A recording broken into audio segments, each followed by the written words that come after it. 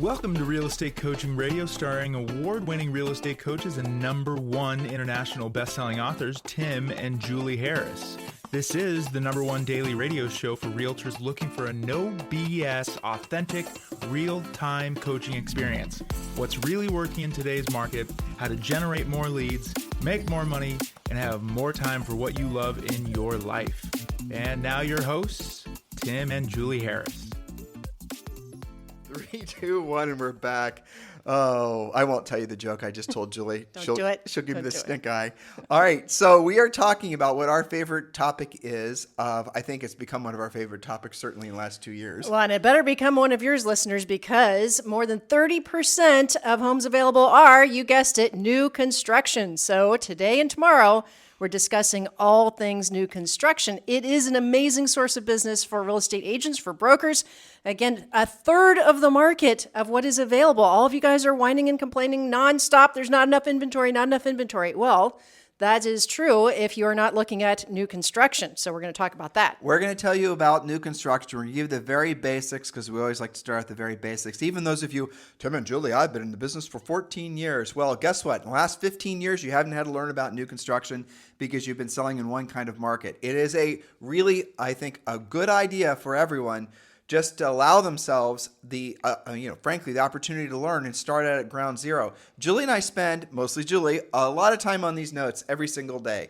We go through, research all these things. We absolutely positively will check all of our preconceived notions about just about everything because things change. Things change not just year to year or decade to decade, but nowadays they're changing almost from week to week. Mm-hmm. So when we're giving you guys this information, it's the best of breed information. Every show is about a half hour, but the amount of time that goes into creating the notes for every show can be hours. And some of these things, Julie and I, the concepts we work on sometimes for months.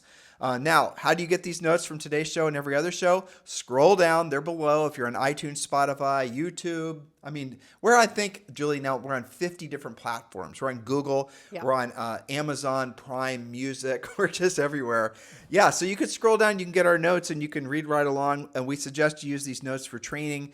First of all, yourself, maybe your team, maybe the agents in your brokerage, but also a lot of times, a lot of our notes would be perfect for you to use when doing social media stuff. And as always, when you are there, you're going to clearly see an opportunity for you to enroll in Premier Coaching. Enrolling in Premier Coaching is free. So you love this podcast. We know you do. How do I know you do? Because over 300,000 of agents download this podcast every single month. That doesn't include about another 60,000 that just stream it. They don't download it. And guess what? About another at least, I don't even know how many, I'd have to check.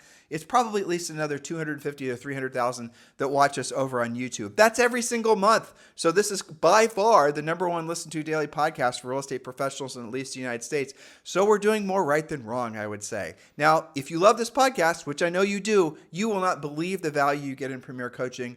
If you are ready to become truly successful in your real estate business because of this market, you're going to want to join our Premier Coaching community, and we've made it very easy for you. The link is below. Just scroll down, click the link, or if you'd prefer, you can just go to premiercoaching.com, or there's the third option. You can just text the word Premier to 47372. Text the word Premier to 47372, and we'll text you back a link. Just remember, when texting, message and data rates may apply. All right, so first we're going to discuss the different types of new construction that you should know about.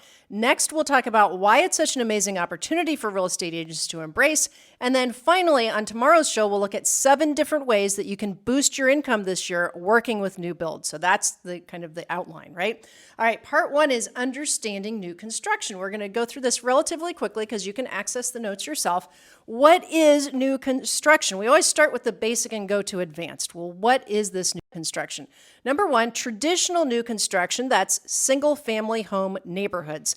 Those can be a tiny cul-de-sac of 10 homes, or they could be a bigger, we used to sell in, we would joke, Oak Creek Phase 47, where it was like thousands of homes, maybe by 1 or 2 different builders. But traditional new construction, single-family home neighborhoods. Okay, advanced coaching, very rarely are any of the homes for sale, let alone the spec homes where the builders are building these homes and anticipating a buyer purchasing them. In other words, home almost done, no buyer for home, are in the MLS. These are all going to be the types of properties. 30% of all the market is new construction. I don't know what percent of those are in the MLS, but I'm going to guess it's single digits, which means there's available inventory all around you. It might be outside of your immediate community. It might be 15 minutes further out than maybe your buyers are hoping to look, but sitting there is a brand new home that they can get into that checks all the boxes. That's right. So number 2, new townhomes, doubles, zero lot line homes, and patio homes.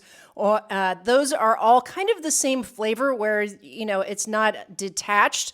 But depending on where you are, in Florida, they might call it a zero lot line where, we had patio homes. It's all basically the same thing. And then, of course, townhomes. Then we have number 3, condos, which could be low, medium, and high-rise buildings. We have number 4, urban and suburban infill or teardowns or rehab properties. That counts as new construction. And number 5, land acquisition, lot sales, and development. So those are your 5 basic categories of where you might find new construction. And I'm glad that you pointed that out at the top of our podcast here, is that there are some builders that do put things in the MLS, but it is absolutely not anywhere. I would say it's 10 to 20% tops.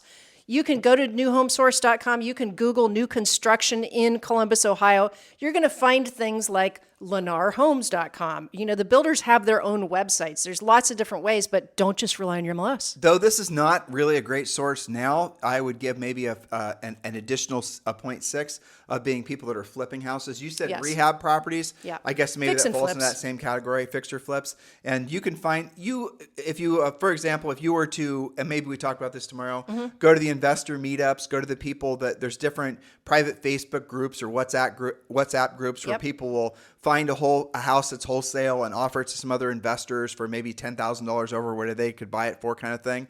Well, a lot of times those properties then will become great properties for you to list, especially if you associate a lot. We have in Boise, Idaho, Jonna Weber, right? So Jonna does a lot. She's one of the top agents in the country, let alone Boise, Idaho, and she does a lot with investors. That's one of her favorite niches. Yeah. And she does fantastic with it. So we should maybe have her on this podcast. That's a great idea in your interview series that we're going to do. Yep. Okay, so why should you take new construction seriously as a source of business? Well, remember, we told you it's 30% of what's out there. That's one reason.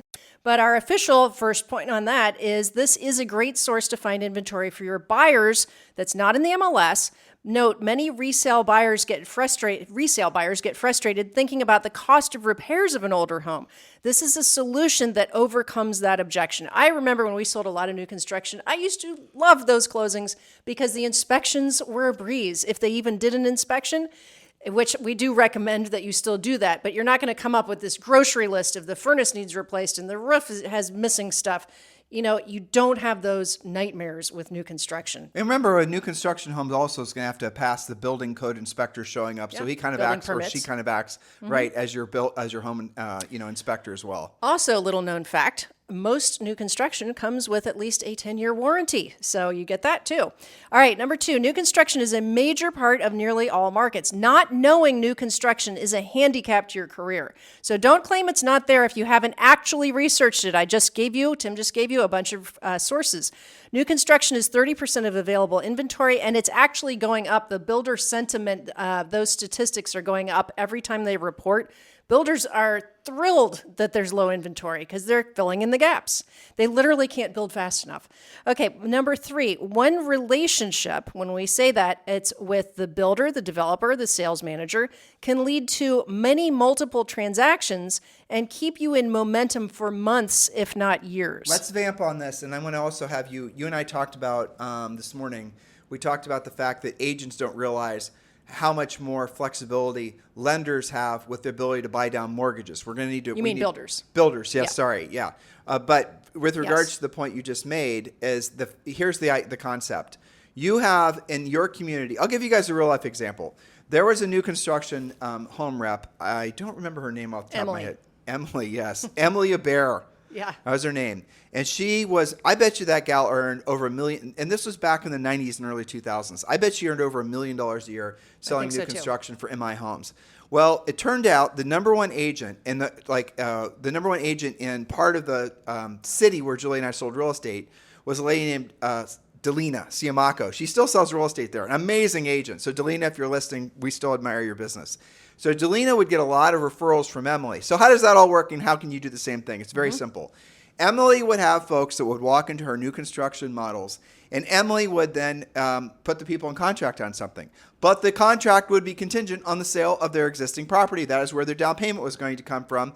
Emily did not want to jink around with having those people go in contract and then not close on the new construction. So she would send that referral to Delina, and Delina was great at getting those properties sold for her. The concept here is one new construction build rep was able to create potentially hundreds of transactions for Delina over the years.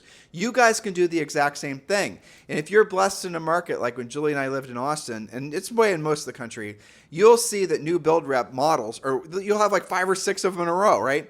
So the builders will go into this big, 100 home subdivision or even more, and there'll be 5 different builders or whatever it is, and each of them are going to have a spec home there that they're going to want to work out of and show all the fancy things that they can do. So every single one of those relationships represents an opportunity for you to get a steady stream of very motivated sellers, the best kind of sellers you possibly can have. Because in many cases, they have to sell their home before their new home is ready because they need the money to purchase the next one. Now, I want to also drill down. Lenders in this marketplace will have for years to come. Is it one of your points? It is. Okay, I won't step on It's okay. it. We'll reserve it. So, yes, one relationship with those new build reps like Emily. So, Coach Rochelle, if you guys are in our Premier Coaching, you will have heard Coach Rochelle talk about I think she has 4 different relationships like the Emily relationship. So that is a steady flow of listing referrals. Well, she has a great long-term friend Anita, who works with Epcon, and she's worked with Epcon, which is a great years. It's essentially a downsizer condo project. Yep. And they're pinwheel condos. And so guess who gets all of her listing referrals? I mean, that's a great example of one relationship, multiple referrals. Well, that's a beautiful thing. Okay, number 4, why do you care about new construction? Well, end the frustration of being in competitive offer situations with your buyers trying to buy resale homes.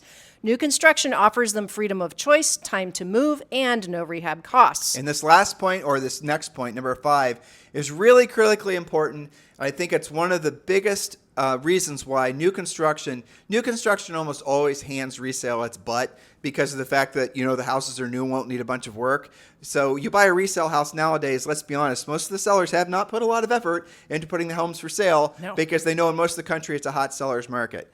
So with new construction, it's going to be just the opposite. Add to this the fact that the builders are able to offer the buyers unbelievably good finance rates. Yes, which is very interesting, and we're going to drill down on this even more Friday or Thursday. I think we're doing a podcast about different types of financing. But how does this work, right? Why do the builders have such fluidity versus a standard resale seller? Okay, so builders typically will make 10 to 15% profit on a new construction home. Now, in the previous market, that had gone all the way up over 30% profitability because they were doing it at volume and it was a hot market and prices were going up, so they were realizing 30+%. So if they quote only have to accept 10% now and they can throw that other 20% at subsidizing mortgage loans, they're going to do that. They have other ways they do it too. I'll get back to mortgages in a second. So builders are building a little bit smaller house. They're changing the amenities sometimes. This does not mean that you're getting a worse product. It's actually getting kind of interesting. There's a lot of like mid-century modernists coming back. Why? Because it's essentially a split-level house that gives you an interesting floor plan, but a smaller footprint. And you can have a pretty cool 1,300 to 1,500 square foot house. You and I were talking about this yesterday. Yes, Julie and I talk about this all the time because we are housing nerds. But you were guessing that that split levels.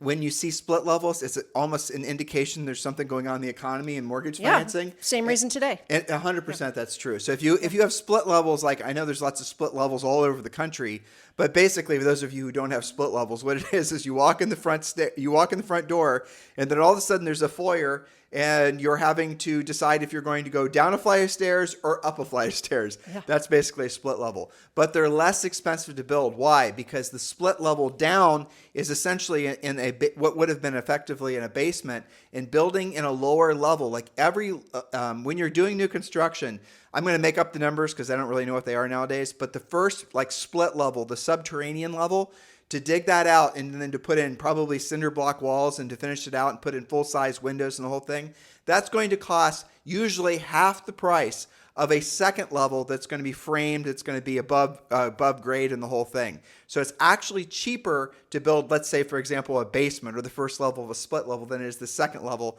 And I believe the third level in a house is actually cheaper than the middle level. So all it's these economies of scale, essentially. It's a smaller footprint. Builders have this kind of fluidity. You know, if you are a resale seller, you can't jimmy with all of these different things the way that the builder can. Well, to your point, though, it's a smaller footprint, so they can put in a split level. They can have sometimes more square footage. Yep. And in order for the square footage to count, because basement square footage with a small window doesn't count, Yep. but a larger window, full egress, you can get out during a fire or an emergency, or you even dig out and put in doors. Boom, that's countable square footage. Yeah, but don't you think it's interesting if you think about the older split levels and bi-levels? I mean, we had that, remember our crazy 5-level condo? Yeah. That was built in the early 70s. It was built in 1970. In 1970. Okay, so what was happening in the 70s? Well, we had some recession and inflation and all the rest. There were a lot of those going into even the early 80s. Some of what we sold that was, remember, if people couldn't afford regular Worthington, we'd take them to West Worthington where it was full of bi-level split levels for less money. But it is fascinating. People think that housing trends and styles of homes follow like some sort of fashion. No, it really does trend. It does follow really at the whatever's going on in the economy more than it does anything else. Well, and you can tell by what the builders are building. So I could talk endlessly about that. But let's get back to how can buyers often get more house for the same payment? And listeners, she's not lying. She can talk endlessly about that. Endlessly. Yes, right. So how can you get, let's say that you are a typical, the average sale price in the country is about $400,000 and you're looking at resales, but how is it that that $400,000 resale buyer can actually have the same payment on, say, up to maybe $475,000 or $500,000? It's because the builders are subsidizing the loans. They're doing buy downs. They're doing adjustable rates. They're doing all kinds of things to get the interest rate lower. Typically, that can be something like, lower for the first year, second year, and third year. Then it's going to adjust and settle in for the fourth year. The builders are, they're paying the lender that difference, right? That's important. So what's happening is they're taking the borrowers say spending $500,000 in the house. The builder's going to take, say, 25,000, let's just say. Sure. And they're then going to give that money to the lender to buy down the interest rate. And in most cases, I think you can buy down rates by 2.5%, something like that. Usually up to 3%. Depends on the situation. I think you can sometimes even go more. But the point is that gets the buyer qualified on a lower interest rate. So that means if your published rate is 7% and the builder buys down the borrower's rate by 3 points, that means their new rate's going to be obviously 4%. 4% for the first year, 5% for the second year, 6% for the third year, and then they locks in after that. Depending. Or it might be adjustable after that. There's different types of programs, but the point is they're doing that to qualify the buyer for more house with less payment. But it's not always adjustable like what she just said. Sometimes it's a 5.25 where it'll be a lower rate for the first 5 years. And then the 25 years after that, it's going to be, an adjustable rate, or it could be a 7.23, all those different types of things. They even do 10 years now, which is kind of cool. But here's the thing that's different that people don't, I know it is, that people don't quite understand. And by the way, 30-year fixed rate mortgages, I don't know if you guys, the listeners know this, but the United States is the only country in the world, I believe this is true, maybe so. Canada, that has 30-year fixed rate mortgages. No, I don't think Canada has 30-year fixed rate. I think they have 30-year, but they're not fixed rate. So you can actually get a 30-year fixed rate mortgage in the United States, which is an incredible blessing. Why? Because even if you have to lock in a rate at 7%, 7%, it's terrible. Well, it's terrible compared to 3.5%. I'll agree with you there.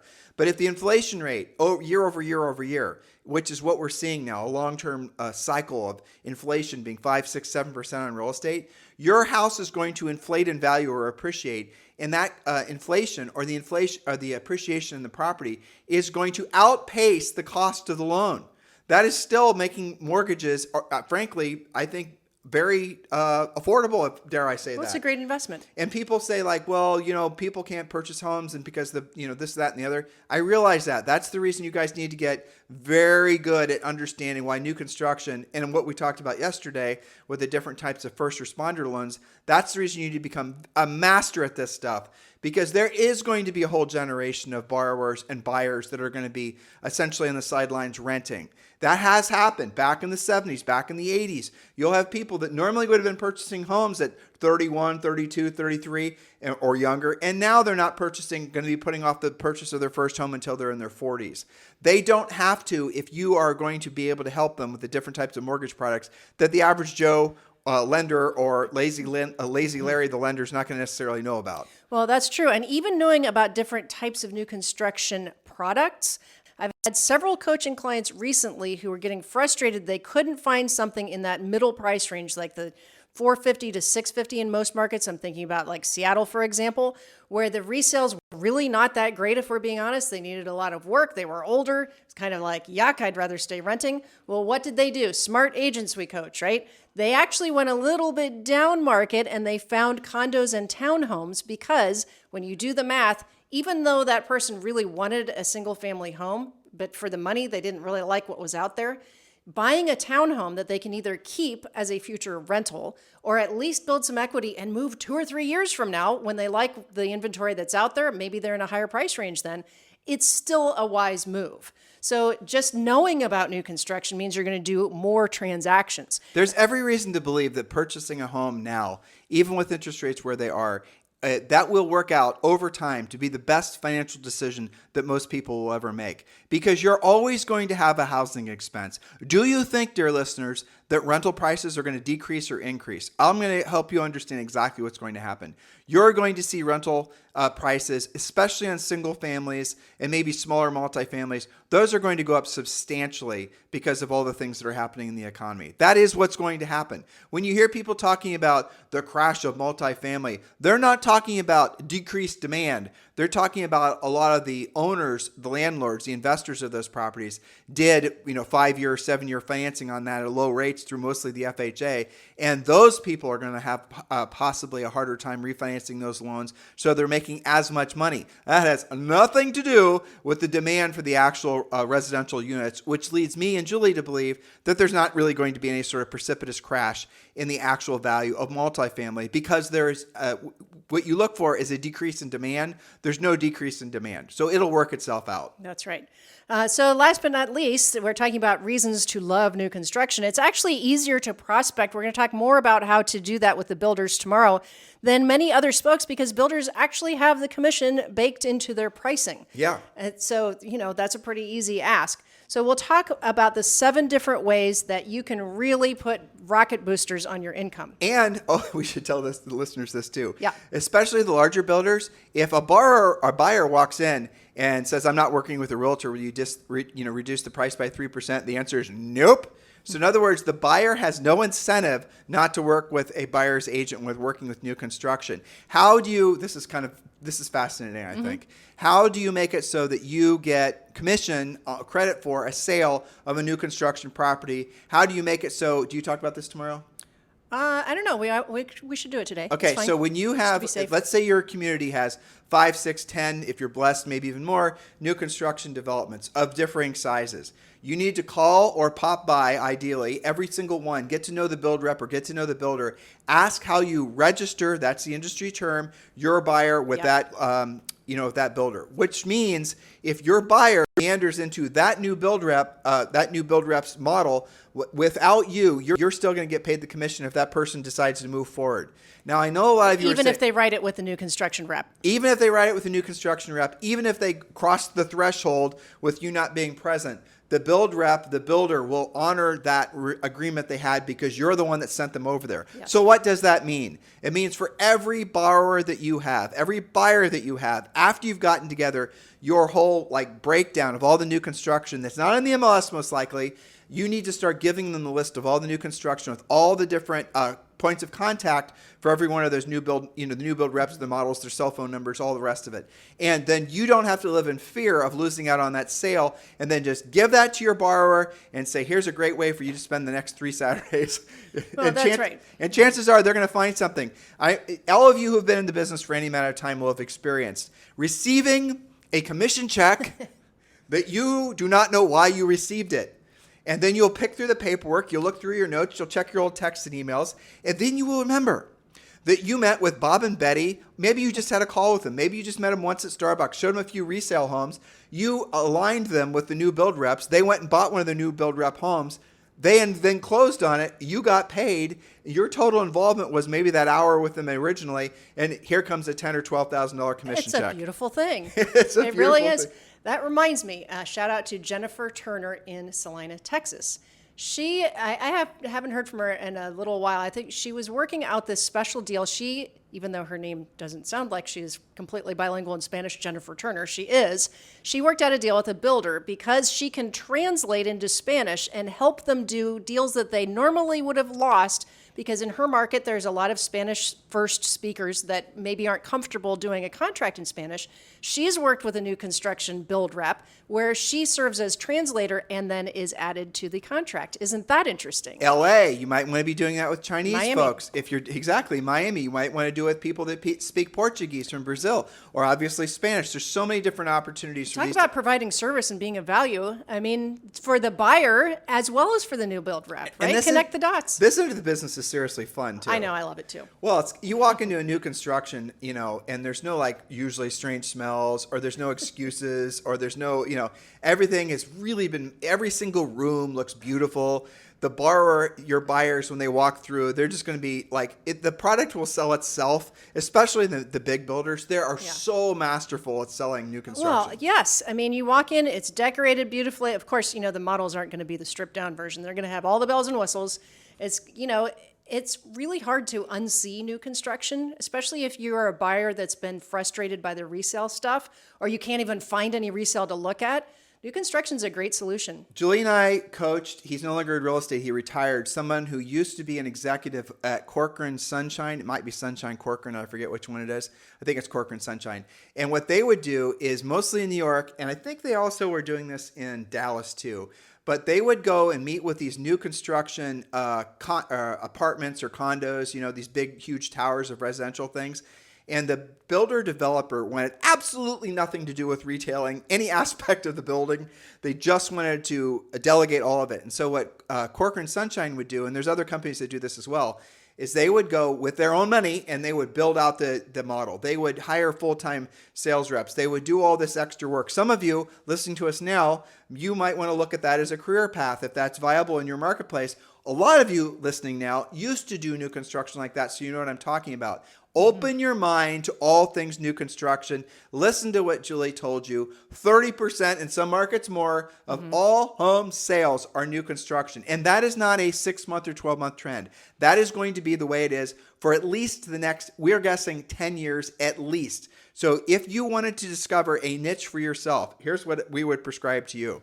If your market has it available, upper end, luxury, new construction, because then you're going to get really nice commissions on the buy side, and basically 100% of the buyers buying those more expensive homes are going to have homes to sell. You guys get it? Think big and act bigger. One last story, because you just sparked my memory of this.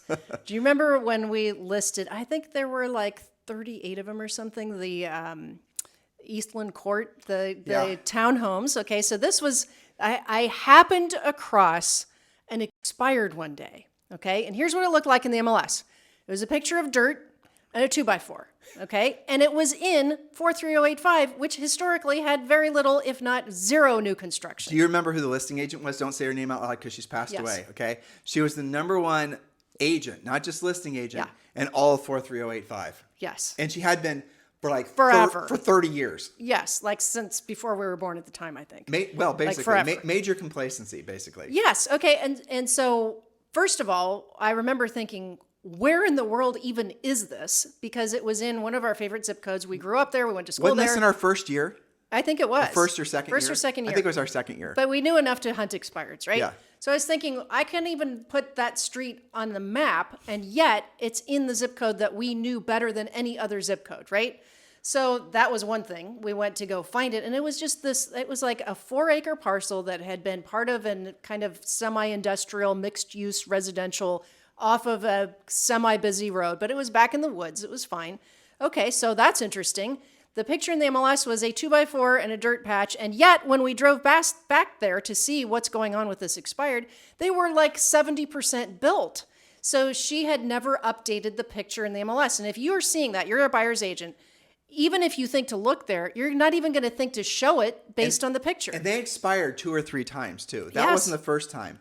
And we got the listings, and guess what we got as a result of that? All of them sold, and we ended up getting a lot of resales for the people that were selling, were It was a ending up buying beautiful those thing. condos. For like 3 years. Yeah. This was great. So, and I remember partially because, like us, not many agents knew that this place existed. So we also were on both sides of almost all of them. Mm-hmm. Okay. And then you said the resale. So we had a lot of people downsizing in those. So the resale that we got was actually more expensive than those expired new construction that we listed. With those condos, we had to sell those to the buyers, even the buyers working with the other agents, right? Yes. We couldn't expect the buyers agents in our community to even know where the heck it was. No. I mean, we were basically born and raised in 43085. Yeah. I mean, we met in high school. So yeah, I mean, we had to look for Isn't them. our 32nd wedding anniversary in a couple days? It is. I know.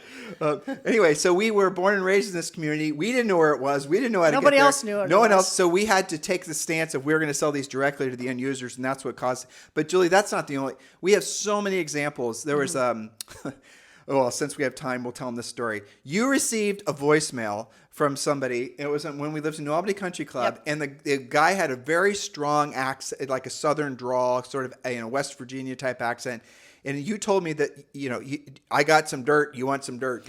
Yeah, this is a lesson in answer your phone in the first place, or if somebody goes to the voicemail, don't delete them until you actually know what you're thinking of. Because I remember thinking this is a kind of a crazy message. This is so and so. I got some fill dirt, and do you want me to bring it over around the corner and put it on your lot?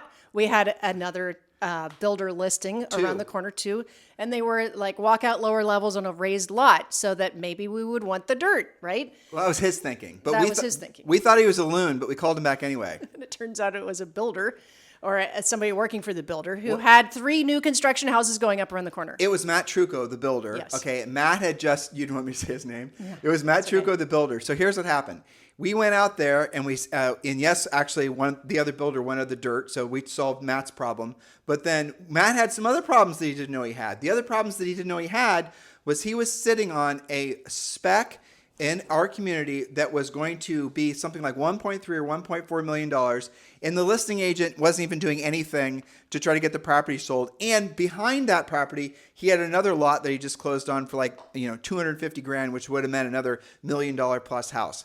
So we kind of showed Matt what we would do to get the property sold, of which he would say, I didn't know. He was blown away by the depth and breadth of what we were doing in that community to get property sold. Then guess what happened? He listed properties with us on the other end of town that were similarly mismarketed, let's say, misrepresented by other complacent listing agents. Yep, totally different product though. And then it was maybe 3 years into that relationship, he ends up building a 73-unit condo development that he also lists with us in another area of town. One relationship, multiple opportunities. Hundreds of opportunities. It was really amazing. And that was one of our best springs ever when we were listing his, especially those big 3 spec homes over $1 million. Oh, well, it's because it was super fun. Well, it's because what did we get? We got the listings from it. Buyers would call that were moving into New Albany, and we get, those buyers maybe didn't want to buy new construction. They'd buy something else. It was amazing. But this all comes from knowing how to talk with builders, work with builders. This all comes from, like, guys, I'm not going to send you down this rabbit hole, but it is fascinating. You're going to have to know builder speak. And so there's different books and educational series you can get. Just study this online. Go to Amazon and get a book. But there's phases of building a home in particular. I read like 3 books. It was forever ago. But the gist of it is you want to understand what the different phases are. Obviously, the first one's going to be, the foundation, and then the grading, and then the electrical and the plumbing. I promise you, people right now are listening to me and they're going crazy wanting to type, no, you got that all wrong. I know I got it all wrong. You don't need to correct me.